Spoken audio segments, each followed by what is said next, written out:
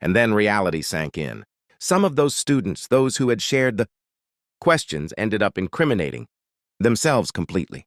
They explained in their calls and emails exactly what they had done.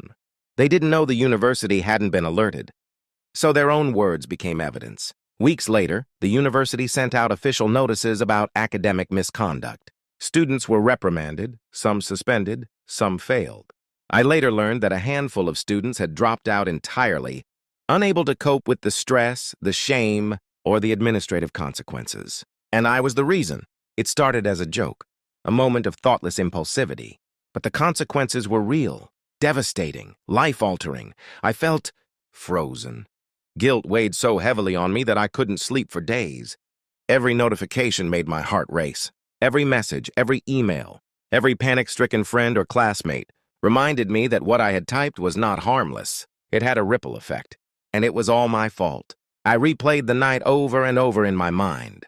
The simple decision to post that lie, the casual way I dismissed the potential consequences. I imagined the panic as they read my words, the frantic phone calls, the late-night tears, the anxiety. I imagined some of them at home, staring at their screens, realizing they could fail because of something they thought they had control over.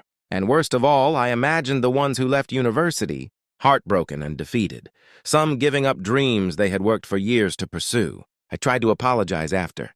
I tried to explain that I hadn't actually reported them, that it was a lie, that I didn't mean for anyone to be harmed. But the panic had already set in motion irreversible consequences. Emails were sent, warnings issued.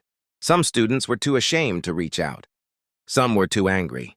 Some had already made the decision to quit. I felt like I had unleashed a storm that no one could stop. The guilt was suffocating. It was relentless. Every time I saw someone struggling with university stress, I imagined my lie lurking in the back of their mind. Every conversation I had about school, every anecdote about exams, I saw it colored by the panic I caused. And I realized something terrifying about human behavior. Panic spreads faster than reason. Fear spreads faster than truth, and a single false claim, no matter how small, can escalate into chaos that destroys lives. I thought about the stickler who had originally raised the concern.